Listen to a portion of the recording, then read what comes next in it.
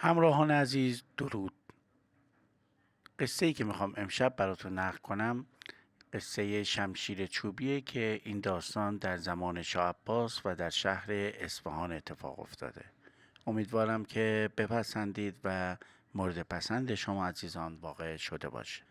در زمان پادشاهی شاه عباس مدتی بود که شبها خواب به چشمش نمی آمد و با آنکه چند قصه گوی شیرین سخن شبها پای بستر او می نشستند و به نوبت داستان سرایی می کردند، شاه عباس تا دم صبح بیدار می ماند.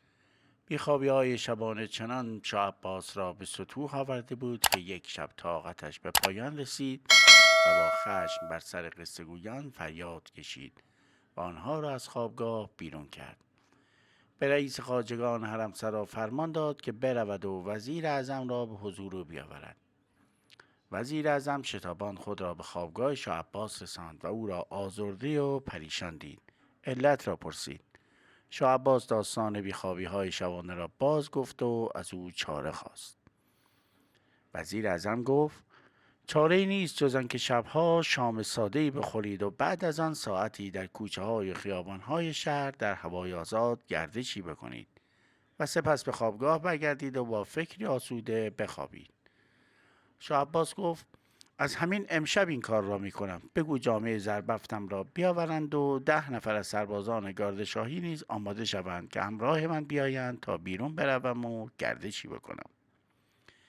وزیر اعظم به شوخی گفت اجازه بدهید چند طبل نواز و شیپورزن را هم خبر کنم تا در این گردش شبانه همراه شما بیایند با آهنگ‌های رزمی بنوازند و چند نفر را هم از پیش بفرستیم که جار بزنند و به تمام مردم شهر اطلاع بدهند که بیایند و موکب ملوکانه را در حال قدم زدن و هواخوری تماشا کنند، کف بزنند و هورا بکشند.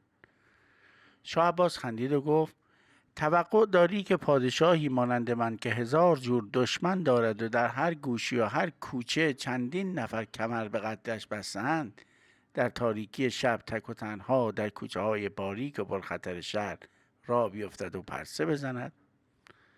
وزیر گفت میدانم که در تاریکی شب چه خطراتی در کمین شماست، اما هر کار چاری و تدبیری دارد. اگر چند دقیقه صبر کنید به شما میگویم که چه باید کرد. شاه عباس چیزی نگفت و وزیر اعظم از خوابگاه بیرون رفت و چند دقیقه بعد باز آمد و قبای بلند و چرکین و پربسته ای را با خود آورد و به شاه عباس گفت این لباس کهنه و وصل خورده بهتر از هر سپر پولادینی شما را حفظ می کند. برخیزید و این قبای درویشی را بپوشید و موهای سر و ریش خود را با دست پریشان کنید و از قصر بیرون بروید. کشکول و تبرزینی هم آوردم که با خودتان ببرید. قول میدهم با این وضع در سرتاسر شهر اصفهان در باریکترین کوچه ها یا در تاریکترین شبها کسی با شما کاری نداشته باشد و حتی از قصر خودتان بیشتر در امن امان باشید. وانگهی در این لباس در تمام خانه ها به روی شما باز می شود و هر جا قدم بگذارید مردم هر چه داشته باشند با اخلاص پیشکش شما می کنند.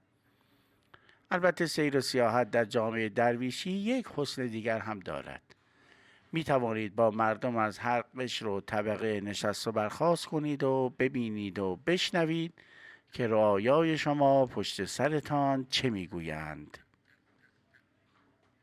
و در دستگاه شما چه کسی را خادم میدانند و چه کسی را خائن. و من از همین حالا حاضرم شرط ببندم که در این سیر و سیاحت شبانه چیزهایی خواهید دید و خواهید شنید که در تمام عمر ندیده و نشنیده اید. چون مردم کوچه و بازار هرچه در دل دارند به شما خواهند گفت که با دروغ‌هایی که اطرافیان شما تحویل می‌دهند زرعی 700 دینار تفاوت دارد. پادشاه رضایت داد و لباس درویشی را پوشید و جلوی آینه قدی ایستاد و به قد و بالای خود نگاهی انداخت. وزیر اعظم به شوخی گفت این لباس چنان برازنده شماست که پنداری از روز اول درویش به دنیا آمدید. شاه عباس دیگر معطل نشد و با لباس درویشی از در مخفی قصر بیرون رفت. هنوز چند دقیقه‌ای نگذشته بود که با این لباس و وضع جدید خود چنان انس گرفت که گویی قبای درویشی را از اول به قامت او دوختند و به سفارش وزیر اعظم میدان بزرگ را پشت سر گذاشت و به کوچه های باریک و پرگرد و غبار پیچید و در کنار دیوارهای بلند و کاهگلی آهسته آهسته قدم برمی داشت و مواظب سنگ و کلوخ‌ها بود که پایش گیر نکند و سکندری نخورد. در آن ساعت شب همه خوابیده بودند و در آن تاریکی پرنده پر نمیزد و پادشاه در لباس درویشی از کوچه دیگری رفت. در یکی از کوچه ها چند نفری را دید که از کنار او میگذشتند. در صورت آنها دقیق شد و منجم باشی و چند نفر از تملق‌گویان درباری را شناخت که به صدای بلند میخندیدند و قصه حماقت‌ها و زود باوری‌های شاه عباس را برای همدیگر میگفتند. شاه عباس به روی خود نیاورد و از آنها دور شد. در آن موقع رسم بر این بود که همه در مقابل او تعظیم میکردند و خاک پای او را بوسه میدادند و حتی کسی جرأت نداشت در چشمهای او نگاه کند و شاید به همین دلیل بود که حتی اگر یکی از درباری‌ها در تاریک و روشن کوچه به چشمهای او خیره میشد نمیتوانست شاه عباس را بشناسد، به خصوص که سر و روی خود را پریشان کردی و موهایش با گرد و غبار آلوده بود. بعد از این ماجرا شاه عباس خیالش آسوده تر شد که هیچ کس او را در آن لباس نخواهد شناخت و با سرعت بیشتری از کوچه‌ای به کوچه دیگر میپیچید و جلو میرفت و گاهی به صدای بلند یا هو و یا حق میگفت و در این پیچ و واپیچ ها به کوچه خلوتی رسید که هیچ کس در آن اطراف نبود. اما از ته کوچه صدای سازآواز می آمد. شاه عباس به طرف صدا پیش رفت. هرچه جلوتر می رفت صدا واضحتر می شد و او همچنان جلو رفت و رفت تا رسید به ته کوچه و زیر پنجره ایستاد. صدا از پشت پنجره بالایی می آمد. شاه عباس کمی مکث کرد و به دقت گوش داد. صدای تار بود همراه با آواز. نوای تار نرم بود و موزون، اما برعکس آواز ناساز بود و بیقاعده. مثل آن بود که مردی بیخیال و سرخوش زیر آواز زده است و برای دل خود با صدای گوشخراشش چیزهایی می‌خواند. شاه عباس کنجکاو شده بود که آوازخوان پشت پنجره بالایی را بشناسد و به این قصد جلو رفت و با مشت به در کوفت. پنجره بالای سر او باز شد و مردی که به یک غول بیابانی بی‌شباهت نبود نیم تنش را از پنجره بیرون آورد و با صدای نتراشیده‌اش از او پرسید که کیست و چرا در این وقت شب مزاحم عیش و عشرت او شده. شاه عباس در جواب گفت که قصد مزاحمت ندارم، فقیرم و درویش، اگر اجازه بدهی که بالا بیایم و دمی زیر سقف تو در گوشه بیاسایم دعاگویت خواهم بود. مرد غول پیکر گفت اول بگو ببینم غذا خورده ای یا شکمت سیر است؟ شاه عباس گفت خیالت آسوده باشد، گرسنه نیستم و یک لقمه نان هم از تو نمیخواهم. وانگهی من عادت ندارم شکم پیچ پیچ بی هنر را از صبح تا شب با 100 رنگ غذا پر کنم که شاعر فرموده است اندرون از طعام خالی دار تا در آن نور معرفت بینی. مرد غول پیکر گفت از شکمت خبر ندارم، اما زبانت که مثل چرخه چاه کار می کند. بگیر کلید را، از این بالا می اندازمش. در را باز کن و بیا تو و در را پشت سرت ببند و از پلکان بیا بالا. شاه عباس در را باز کرد و به سفارش صاحب خانه در را پشت سر خود قفل کرد و از پلکان تنگ و تاریک به زحمت بالا رفت و از در نیمه باز وارد اتاق شد و به اطراف نگاهی انداخت. اتاق فقیرانه بود. در 4 گوشه آن شمع‌های بلندی در شمعدان‌های مسی می‌سوختند و در بالای اتاق سفره بزرگی پهن کرده و انواع میوه‌های و شیرینی‌های و خوردنی‌های و نوشیدنی‌ها و چندین ظرف پر از نقل و آجیل در آن چیده و دور تا دور سفره را با گل‌های رنگارنگ آراسته بودند. نوازنده پیری دور از سفره پشت به دیوار داده بود و نرم نرم تار میزد و در عالم خود فرو رفته بود. صاحب خانه غولپیکر وقتی شاه عباس را در لباس درویشی دید، سراپایش را با نگاهی برانداز کرد و با صدای گوشخراش خود گفت: از قیافه نحس تو پیداست که از آن درویش های ناکس و مفلس روزگار هستی که اگر یک من ارزن سرت بریزند یک دانش پایی نمی آید. حالا که آمدی و عیش ما را بر هم زده ای، برو پایان دیوار را در کنار تارزن پیر بنشین و نفست را ببر و فقط نگاه کن تا ببینی که در این شهر هیچ کس و حتی پادشاه این مملکت بی صاحب سفره‌اش اینقدر رنگین نیست. البته شاه عباس خزانه‌اش پر است از طلا و جواهر، اما آن مرده که بد ادای بی همه چیز خیال می کند این همه پول را از سر قبر پدرش آورده. نه خودش می خورد و نه می گذارد که دیگران بخورند و خوش باشند. شاه عباس گفت: حق نگهدارت باشد. بخور و بنوش و آسوده خیال باش. دعا می کنم که همیشه سفرت رنگین باشد و لبت خندان و دلت شاد. شاه عباس از رفتار و گفتار خود تعجب کرده بود. در تمام عمر با کسی اینقدر نرم و مؤدبانه حرف نزده بود. صاحب خانه بیان که توجهی به او بکند در کنار سفره نشست و کمی خورد و نوشید و چند دقیقه‌ای به نوای تار گوش داد و سپس از جا بلند شد و با صدای بلند شعرهای بی معنی و بی سر و ته خواند و زیر آواز زد و پایکوبی کرد و بشکن زد و با مشت به در و دیوار کوفت و دوباره در کنار سفره نشست و به تارزن پیر اشاره کرد که سازش را کنار بگذارد و بیاید و سر سفره بنشیند و چیزی بخورد و بنوشد. و به شاه عباس که در جای خود خاموش نشسته بود رو کرد و با صدای بلند و پرقدرتش که در و دیوار را میلرزاند گفت: آهای درویش نالوتی بی معرفت، تا کی میخوای پای دیوار مثل برج زهرمار بشینی و صورت زیبای و قد بالای رعنای منو نگاه کنی؟ بیا جلو سر سفره بشین و شکم کارت خوردت رو سیر کن. هرچی گرسنگی کشیدی و به قول خودت نور معرفت رو توی شکم گرسنت چپوندی بسه. نور معرفت کجا و گوشت سینه مرغ که در آبلیمو و زعفران سرخ شده کجا؟ شاه عباس سری فرو آورد و به آنکه حرفی بزند جلو رفت و سر سفره نشست.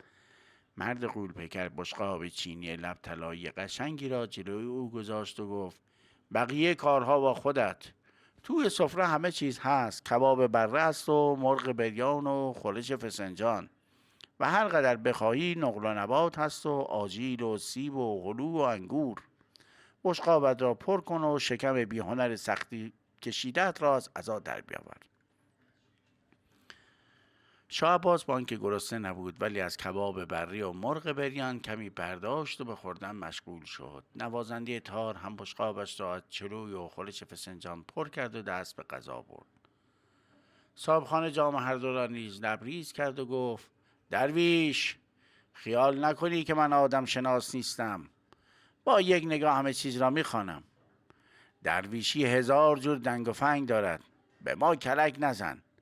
من میدانم که تو درویش نیستی. از چشمهایت شرارت میبارد. خدا میداند چند بار دزدی کردی و مال مردم را خوردی و خون چند نفر بیگناه را ریختی. حالا توی این لباس فرو رفتی که کسی پی به اسرارت نبرد. در اینجا خیالت آسوده باشد. در خانه من هیچ کس با تو کاری ندارد. نادرویش، بخور و بنوش و غم دنیا را فراموش کن. مرد غولپیکر به صدای بلند میخندید و پرحرفی میکرد.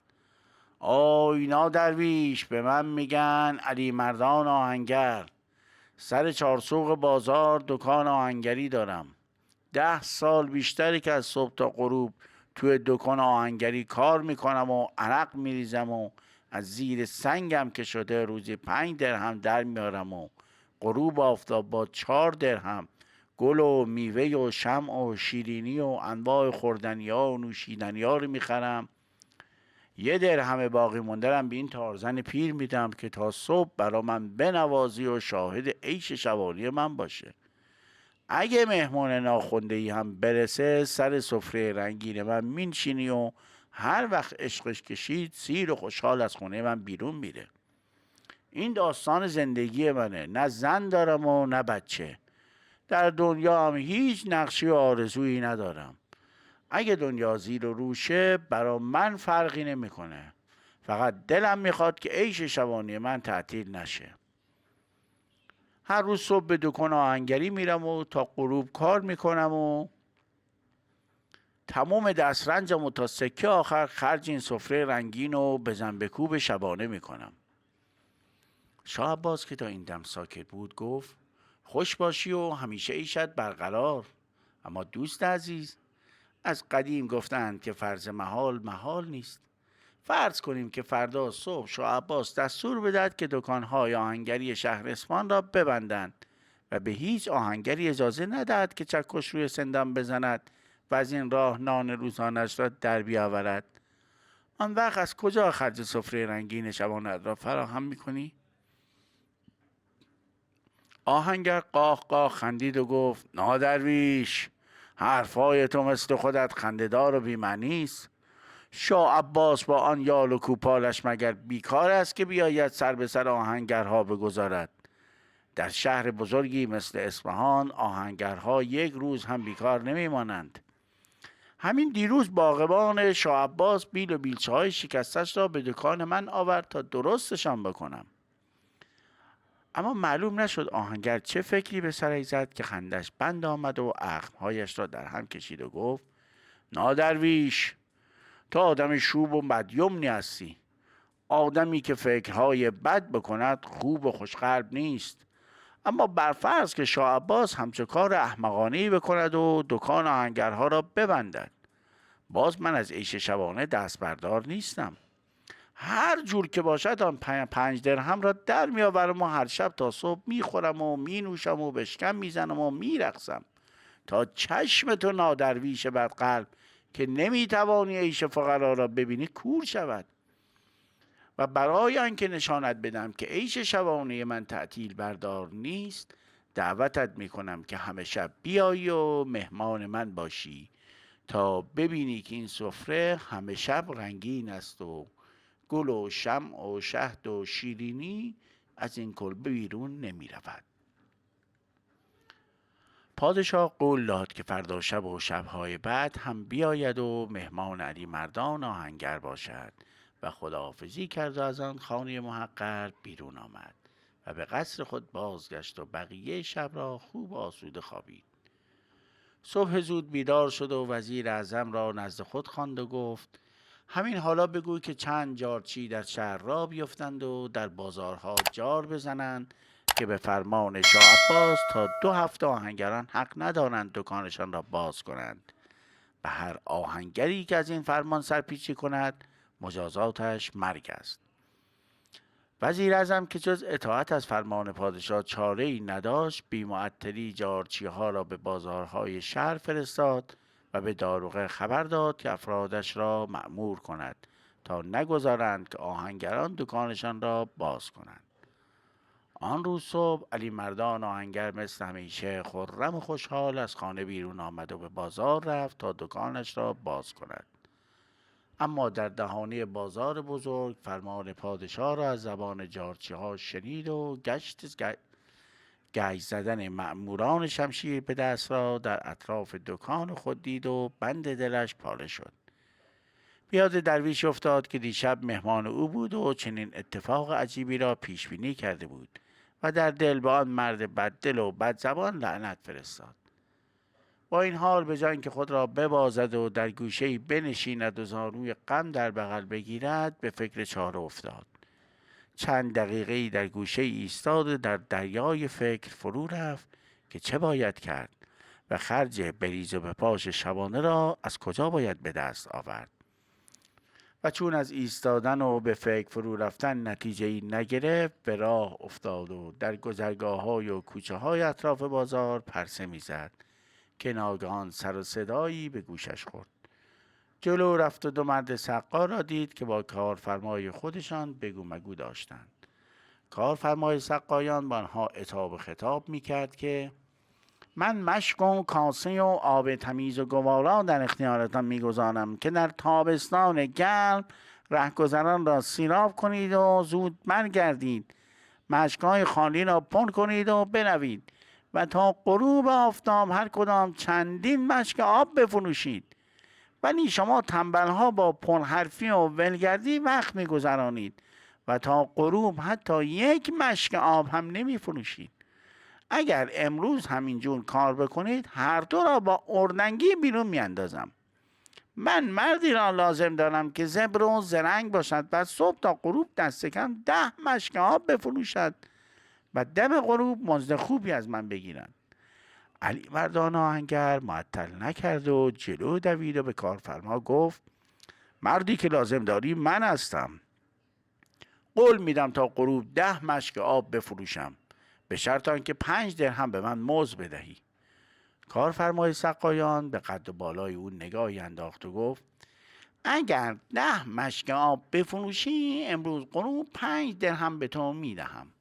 و مشکی را به او داد که پر کند و به بازار برود و در آن روز گرم آب را کاسه به کاسه بفروشد.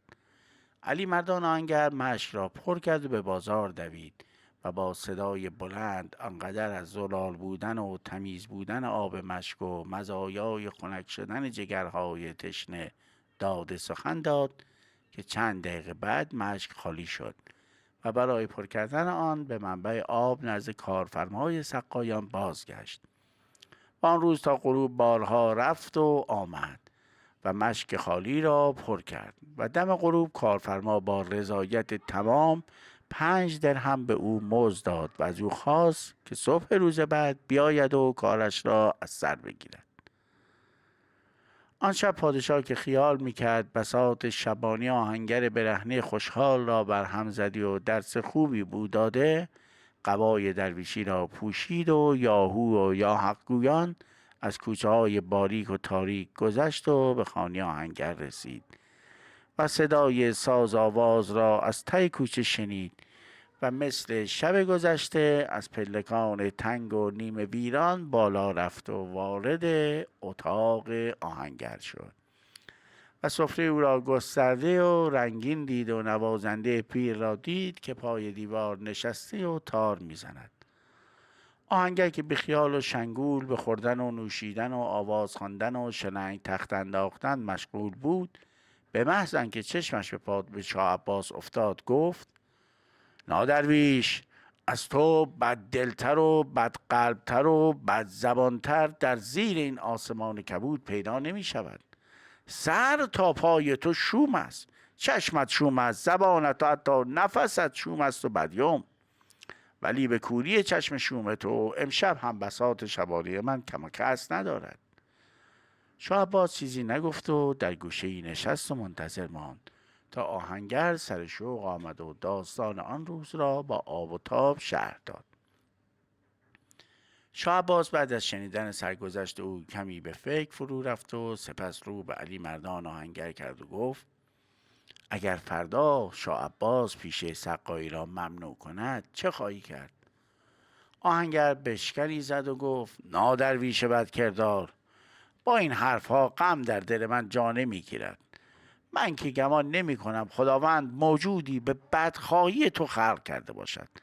مگر می شود که شاه عباس بگوید که در این گرمای تابستان کسی حق ندارد سقایی کند و به تشنگان آب بدهد؟ مگر اینکه شاه عباس عقلش را از دست بدهد و مثل همیشه بخواهد بیچارگان و زحمتکشان را بچزاند و همچو فرمانی بدهد که باز هم حریف من نمی شود. از راه دیگری 5 درهم خرج عیش شبانه را در می آورم، کار که در دنیا قطع نیست. شاه عباس دیگر چیزی نگفت. آهنگر بقیه شب را شاد و شنگول بود و صدای قهقهش در دیوار را می لرزاند. شاه عباس نیمه شب از جا بلند شد و به علی مردان قول داد که فردا شب هم بیاید و شاهد عیش شبانی او باشد. از خانه آهنگر بیرون آمد و به خوابگاه خود بازگشت و تا صبح آسوده خوابید. با طلوع آفتاب بیدار شد و وزیر اعظم را فرا خواند و گفت به جارچی ها بگو در شهر جار بزنند که از امروز تا 2 هفته هیچ کس حق ندارد سقایی کند و به مردم آب بفروشد. وزیر اعظم بیان که جرأت کند چیزی بگوید و علت را بپرسد، به داروغه و مأموران زود دستورهای لازم را داد. ساعتی بعد که آهنگر شاد و خندان به دهانه بازار بزرگ رسید، خبر ممنوع شدن پیشه سقایی را شنید و در دل به آن درویش بدخواه و بدزبان نفرین کرد و به جای آنکه قصه بخورد و آه و ناله کند، به فکر چاره افتاد. آهسته آهسته در بازار راه میرفت و به حرفهای مردم گوش میداد که اکثرشان پچ پچ میکردند و از فرمانهای عجیب و غریب این چند روزه بد میگفتند. و حتی بعضی ها در گوش رفیق خود میگفتند که ظاهراً شاه عباس عقلش را از دست داده که دیروز آهنگری را قدغن کردی و امروز سقایی را.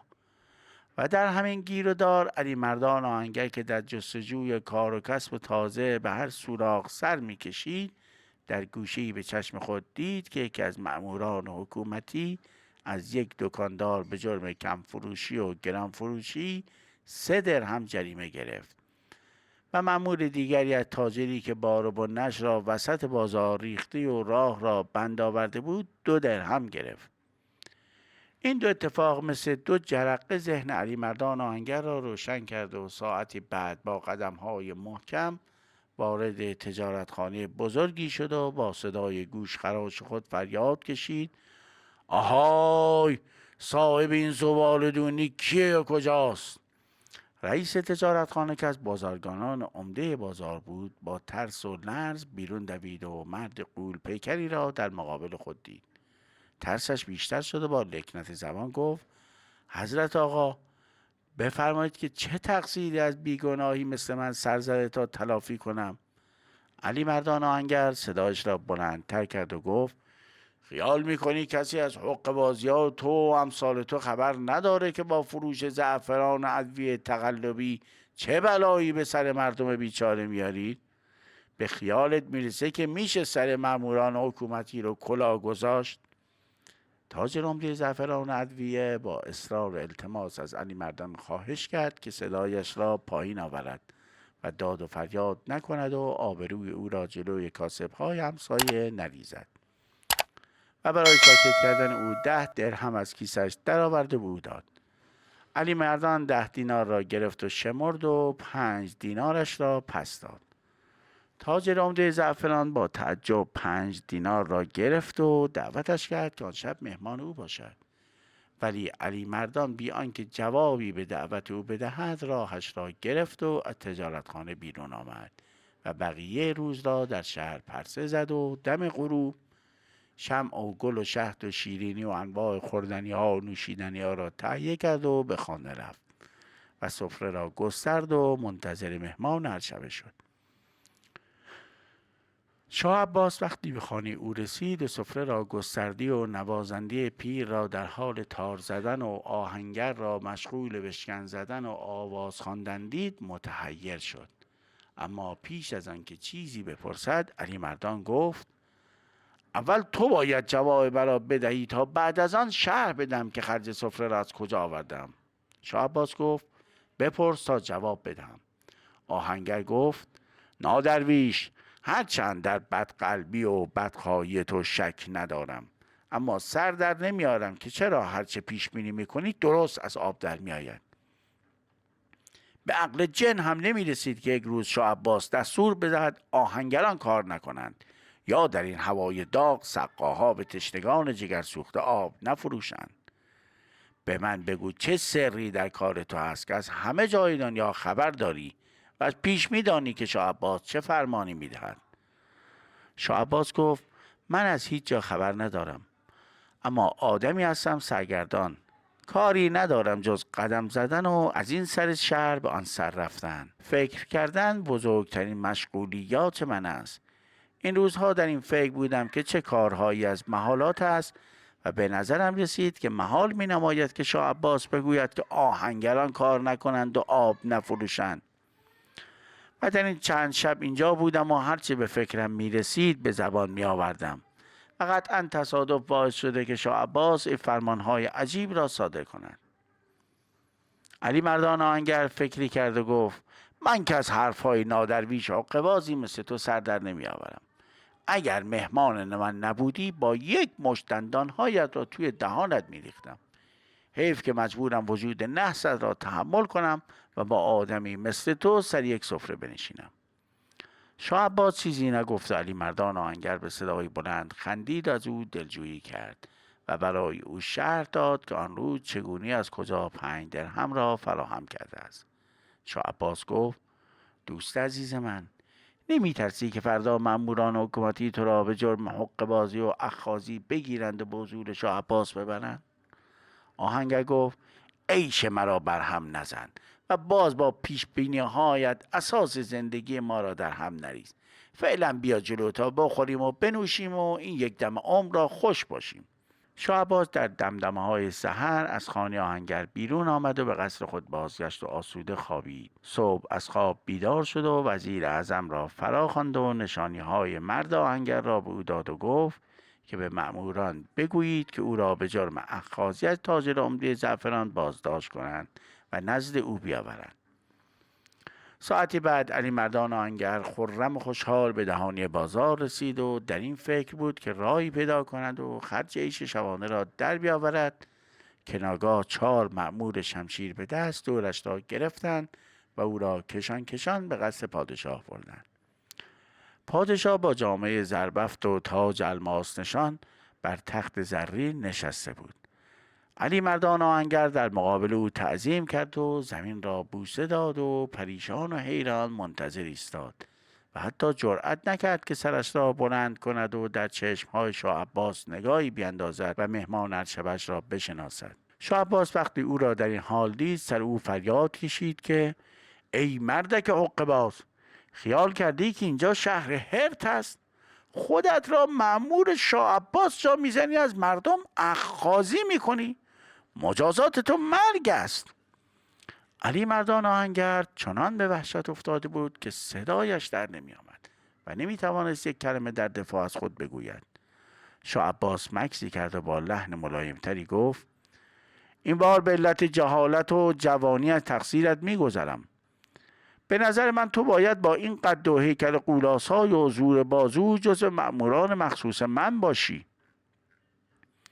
دستور میدم لباس مناسبی به تو بدند و شمشیر پولادینی به کمر تو ببندند که از همین امروز در بازار مأموریت خود را انجام دهی. از این به بعد وظیفه داری در بازار مراقب باشی که دزدان مال کسی را به سرقت نبرند و همه چیز در آنجا منظم و مرتب باشد. فعلا کار تو از صبح تا غروب است و شبها آزاد هستی، ولی حواست را جمع کن که دیگر نشنوم از کسی رشوه گرفتی، وگرنه دستور میدم گردنت را بزنند و اگر کار خودت را دقیق و منظم انجام دادی، آخر ما پاداش خوبی به تو خواهم داد. بروی و مشغول کار شو. علی مردان آهنگر خوشحال بود که از مرگ حتمی نجات پیدا کرده. از تالار بزرگ قصر بیرون آمد و لباس مأموران حکومتی را پوشید و شمشیر پولادینی را به کمر بست و به بازار رفت و مشغول گشت زدن شد. اما ساعتی نگذشت که متوجه شد چه بلایی بر سر او آمده و با قبول این وظیفه چه به روز خود آورده است. شاه عباس قول داده بود که در پایان ماه پاداش خوبی به او بدهد، ولی قبل از رسیدن آن موعد فقط می توانست شام و نهارش را در آشپزخانه حکومتی به رایگان بخورد. بنابراین نمی توانست روزی 5 درهم به دست بیاورد و وسایل جشن شبانه را تدارک ببیند و او به هیچ قیمتی نمیخواست از این عیش محروم بماند. نزدیک غروب این فکر افتاد که تنها چاره او فروختن شمشیر پولادین است. اول کمی تردید داشت، ولی زود تردید را کنار گذاشت و تیغه پولادین شمشیر را که بیش از 20 درهم ارزش داشت به بهای 6 درهم فروخت و نزد نجار رفت و 1 درهم به او داد و از او خواست که تیغه چوبینی برای او بسازد. نجار هم تیغه چوبینی را به سرعت ساخت و علی مردان آن را در غلاف شمشیر جا داد و با 4 درهم گل و شمع و شهد و شیرینی و خوردنی های و نوشیدنی های لازم را خرید و به خانه رفت و 1 درهم باقی مانده را به نوازنده پیر داد و شاد و سرفراز منتظر درویش عرشبه شد. شاه عباس آن شب نیز در جامه درویشی به خانه او رفت و با تعجب سفره را گسترده و رنگین دید و مثل هر شب نوازنده پیر تار میزد و علی مردان میخورد و مینوشید و بشکم میزد و میرقصید و آواز میخواند. شاه عباس در گوشه‌ای نشست و علی مردان داستان فروش تیغه پولادین را به تفصیل شرح داد. شاه عباس گفت اگر فردا شاه عباس تو را احضار کند و دستور دهد که با شمشیر گردن یک نفر را بزنی چه خواهی کرد؟ علی مردان آهنگر فکری کرد و گفت ای نادرویش بددل بدخواه، من مأمور بازارم، باید جلوی دزدها را بگیرم و نگذارم زیر سقف‌های بازار کسی شلوغ کند و مزاحم دیگران شود. این کار که شمشیر کشیدن نمیخواهد. مشتهای من به جای 100 تا شمشیر کار میکند. من که جلاد نیستم که بروم و در حضور شاه عباس گردن کسی را بزنم. خیالت آسوده باشد. فقط بخور و بنوش و خوش باش. شاه عباس چیزی نگفت. آن شب نیز در جشن شبانی آهنگر خورد و نوشید و نزدیک نیمه های شب به قصد خود بازگشت و تا صبح آسوده خوابید. طلوع آفتاب بیدار شد و وزیر اعظم را فرا خواند و فرمان داد که علی مردان آهنگر را به حضور او بیاورند. ساعتی بعد آهنگر برهنه خوشحال در لباس مأموران حکومتی در حضور شاه عباس بود. شاه عباس نگاهی به سر تا پای او کرد و گفت از همان دیروز که تو را به بازار فرستادم چند نفر را مأمور کردم که مراقب تو باشند. همه آنها آمدند و گزارش دادند که تو با صداقت و صحت وظیفت را انجام دادی. به همین علت امروز میخوام افتخار بزرگی به تو بدهم. علی مردان آهنگر تعظیمی کرد و گفت قربان، اگر دست شما دستور بدهید کوه را جابجا میکنم و سرش را زیر انداخت و منتظر فرمان شاه عباس در جای خود ایستاد. چند لحظه نگذشت که با اشاره شاه عباس دری در گوشه تالار باز شد و چند مأمور شمشیر به دست مردی را که دست و پایش را با زنجیر بسته بودند کشان کشان تا وسط تالار آوردند و وادارش کردند که در مقابل شاه عباس زانو بزند و زمین را ببوسد. شاه عباس به علی مردان گفت این مرد را که میبینی علیه من توطئه کردی و محکوم به مرگ شده. به تو این افتخار را میدم که گردنش را بزنی. حالا شمشیرت را از غلاف در بیاور و با یک ضربه سرش را از بدن او جدا کن. علی مردان که رنگ به چهره نداشت ناچار دست به غلاف برد و شمشیر را با یک حرکت سریع بیرون کشید. حاضران که نگاهشان به تیغه چوبی شمشیر او افتاده بود حیرت کردند. پادشاه فریاد کشید تیغه شمشیر تو چوبی است؟ گفته بودم بهترین شمشیر فولادی را در اختیارت بگذارند. علی مردان آهنگر بی آنکه خود را ببازد گفت قربانت گردم، شمشیر من فولادی بود، اما سری در این کار هست که تیغش چوبی شده. شاه عباس با خشم گفت چه سری در کار است؟ علی مردان آهنگر گفت یقین دارم که این مرد بیگناه است، به همین دلیل شمشیر من چوبی شده. پادشاه با صدای بلند خندید و گفت علی مردان آهنگر درست گفتی. این مرد بیگناه است و من همان درویشم و مهمان عرشبه تو. و حالا برای اینکه مهمان نوازی های تو را جبران کنم بیا همراه من تا به جای دیگری برویم. علی مردان آهنگر که هنوز حیرت زدی و گیج بود همراه شاه عباس به تالار دیگری رفت که در آن سفره رنگینی گسترده بودند و نوازنده پیر پای دیواری نشسته بود و تار میزد و در و دیوار را با شاخه‌های گل آراسته بودند. علی مردان سر سفره شاه عباس نشست و به خوردن و نوشیدن مشغول شد. شاه عباس از او پرسید چه چیز کم و کسر داریم؟ علی مردان گفت اگر بگویم چه کم داریم جلاد را صدا نمیزنید که گردنم را بزند؟ شاه عباس خندید و گفت در امان هستی، فقط بگو چه کم داریم تا بگویم بیاورند. علی مردان آهنگر گفت درویش هر شبه را کم داریم که بیاید و پیش بینی کند که فردا چه می شود و شاه عباس چه گرفتاری تازه‌ای برای من درست می کند. دوستان این قصه هم به پایان رسید و امیدوارم که پسندیده باشید. شب و روزگار بر شما خوش.